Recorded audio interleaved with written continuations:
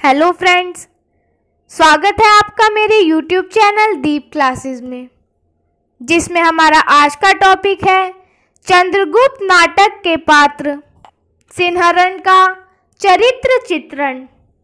हमारा आज का टॉपिक स्टार्ट करने से पहले अगर आप हमारे चैनल पर नए हैं या आपने अभी तक हमारे चैनल को सब्सक्राइब नहीं किया है तो इसे सब्सक्राइब कर लें, जिससे हमारे आने वाले वीडियो के सभी नोटिफिकेशंस आप तक पहुंच सकें। चलिए अब हम अपना टॉपिक स्टार्ट करते हैं। चंद्रगुप्त नाटक के पात्रों में सिंहरण का एक महत्वपूर्ण स्थान है। वह मालगवन के राष्ट्रपति का पुत्र है। इसने तक्षशिला विश्वविद्यालय से शिक्षा प्राप्त की है। शिक्षा समाप्ति के बाद इसे तक्षशिला की राजनीति पर दृष्टि रखने की आज्ञा मिली। चाणक्य के निर्देशन में यह आगे कर्मरत होता है। सिंहरण का चरित्र एक आदर्श चरित्र है। आचार्य चाणक्य की आज्ञा का पालन ही उसका इष्ट है और यही जीवन का लक्ष्य। उसके चरित्र की निम्नलिखित विशेषताएं हैं। पहला है निर्भीक एवं साहसी। सिंहरण एक निर्भीक और साहसी युवक है। नाटक के प्रारंभ में ही आंभिक के साथ वार्तालाप करने में उसकी निर्भीकता और साहस स्पष्ट रूप से देखा जा सकता है। सिंहरण और चाणक्य की बातचीत सुनकर जब आंभिक किसी विस्फोट की बात सिंहरण से पूछता है और उन दोनों को किसी कुचक्र का सूत्रधार बताता है, तो सिंहरण निर्भीकता पूर्वक कहता है कि सिंहरण विद्यार्थी और कुचक्र असंभव। यह तो वह ही कर सकते हैं जिसके हाथ में अधिकार हो, जिनका स्वार्थ समुद्र से भी विशाल और सुमेरु से भी कठोर हो, जो यवनों की मित्रता के लिए स्वयं वाल्हीक तक। आंभिक कहता है, बस बस दुर्दूष युवक, बता तेरा क्या अभिप्राय है, बताना होगा, मेरी आज्ञा है। सिंहरण कहता है, गुरुकुल में केवल आचार्य की आज्ञा शिरोधार्य होती है। अन्य आज्ञाएं अवज्ञा के कान से सुनी जाती है सुकुमार। आंभिक जब उसे दुर्निर्वित कहता है, तब सिंहरण स्पष्ट उत्तर देता है कि विनम्रता के साथ निर्भीक होना मालवों का वंशानुगत चरित्र है और मुझे तो तक्षशिला की शिक्षा पर भी गर्व है। अलका सिंहरण के गुणों से प्रभावित होकर अपने भाई आंभिक को समझाती है और सिंहरण की प्रशंसा करती है। सिंहरण के चरित्र की दूसरी विशेषता है देशभक्त। सिंहरण सच्चा देशभक्त है। देश की स्थिति से भली भांति परिचित होने के कारण वह सदा देश के लिए मर मिटने को तत्पर रहता है। वह वीर हृदय है जो हर पल युद्ध के लिए सन्नद्ध है। वर्तमान स्थिति का वर्णन करता हुआ वह कहता है कि एक अग्निमय गंधक का स्रोत्र आर्यावर्त के लौह अस्त्रागार में घुसकर विस्फोट करेगा। चंचला रणलक्ष्मी इंद्रधनुष सी विजयमाल हाथ में लिए हुए उस सुंदर नील लोहित प्रलय जलद में विवरण करेगी और वीर हृदय मयूर से नाचेंगे। उसका वीर हृदय सदा नाचता ही रहता है, देश के हितार्थी वह बंदी बनता है। उद्यान में सिंधु पर बने रहे सेतु का मानचित्र बनाकर मालविका जब अलका को देती है तब एक यवन सैनिक उसे छीनना चाहता है, परंतु सिंहरण शीघ्र ही वहां पहुंचकर अलका से वह मानचित्र ले लेता है और यवन सैनिक का सामना करता है।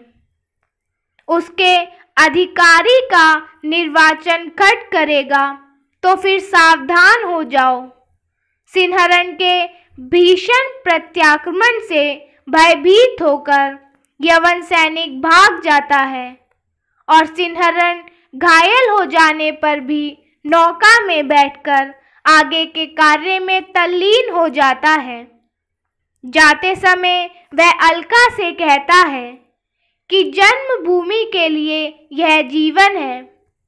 वह चंद्रगुप्त और चाणक्य के संकेत पर सारे कार्य करता है। मालवों के स्कंधावार में युद्ध परिषद के सम्मुख अपनी स्थिति बताता हुआ कहता है कि मैं मालव सेन का बलाधिकृत हूँ। मुझे सेना का अधिकार परिषद ने प्रदान किया है और साथ ही संधि वृहकृत कार्य भी करता हूँ।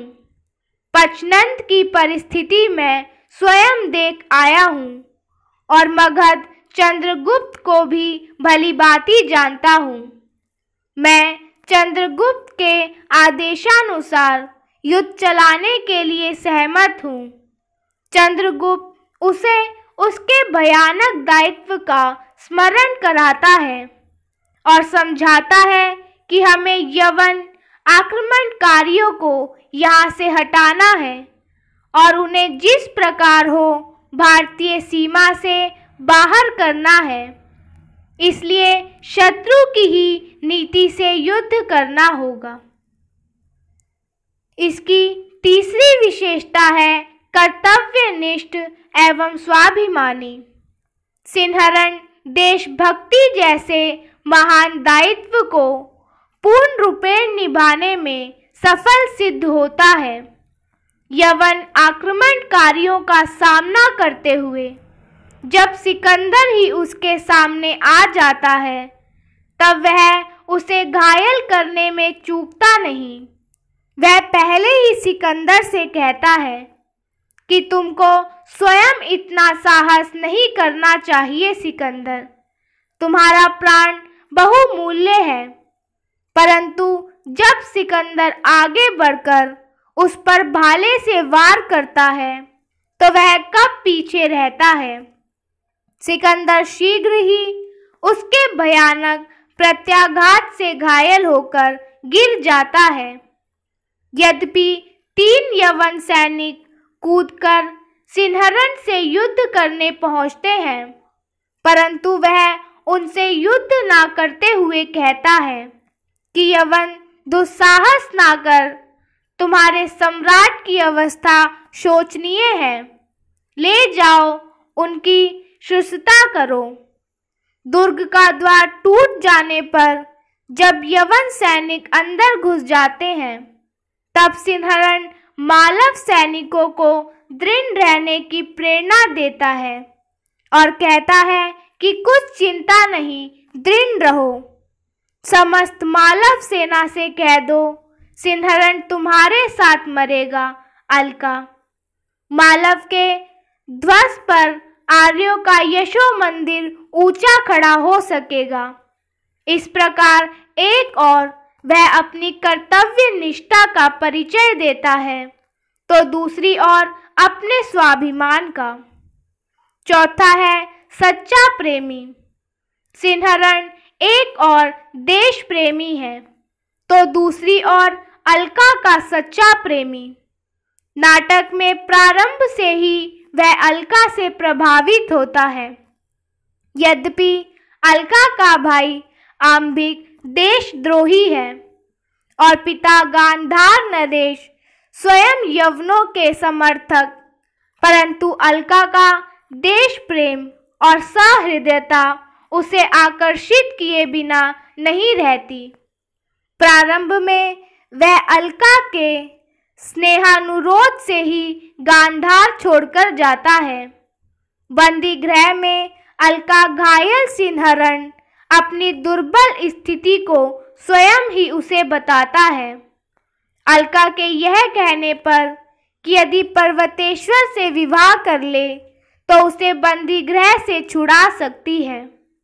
तब सिंहरण कहता है कि अच्छा होता कि इससे पहले ही ना रह जाता। कठिन परीक्षा ना लो अलका, बड़ा दुर्बल हूँ। मेरे जीवन मरण में तुम्हारा संग ना छोड़ने का प्रण किया है और तुम पंचनद की आधीश्वरी बनने की आशा में, तब मुझे रणभूमि में प्राण देने की आज्ञा दो। इस प्रकार वह अलका के प्रति अपने कर्तव्य का निर्वाह कर चुकने के बाद अलका और सिंहरण दोनों का विवाह हो जाता है। पांचवा है श्रेष्ठ चिंतक एवं विचारक। सिंहरण नाटक में यत्र तत्र अपने विचार प्रस्तुत करके अपने गहन चिंतन मनन का परिचय देता है। नाटक के प्रारंभ में वह अलका को समझाता हुआ कहता है कि भद्रे जीवन काल में भिन्न भिन्न मार्गों की परीक्षा करते हुए जो ठहरता हुआ चलता है वह दूसरों को लाभ ही पहुंचाता है। यह कष्टदायक तो है परंतु निष्फल नहीं। अलका के यह कहने पर कि मनुष्य को अपने जीवन और सुख का भी ध्यान रखना चाहिए, सिंहरण कहता है कि मानव कब दानव से दुर्द्वंद, पशु से बर्बर और पत्थर से भी कठोर, करुणा के लिए निरवकाश हृदय वाला हो जाएगा नहीं जाना जा सकता। अतीत सुखों के लिए सोच क्यों, अनागत भविष्य के लिए भय क्यों, और वर्तमान को मैं अपने कुल बना ही लूँगा, फिर चिंता किस बात की। अंत में आम्बिक को समझाता हुआ कहता है कि मनुष्य साधारण धर्मा पशु है, विचारशील होने से मनुष्य होता है और निस्वार्थ कर्म करने से वही देवता भी हो सकता है। इस प्रकार वह सम्राट चंद्रगुप्त की मानसिक वेदना पर विचार करते हुए कहता है कि सम्राट मनुष्य है, अपने बार बार सहायता करने के लिए कहने में मानव स्वभाव विद्रोह करने लगता है। इस प्रकार सिंहरण का चरित्र एक श्रेष्ठ चिंतक और विचारक के रूप में भी देखा जा सकता है। इसी के साथ हमारा आज का टॉपिक यही खत्म होता है, जिसमें हमने जाना चंद्रगुप्त नाटक के पात्र सिंहरण की चारित्रिक विशेषताओं के बारे में। अगर हमारा आज का वीडियो आपको पसंद आया हो तो वीडियो को लाइक एंड शेयर करें और हमारे आने वाले सभी वीडियो के नोटिफिकेशंस के लिए हमारे चैनल को सब्सक्राइब करें। Thank you for watching.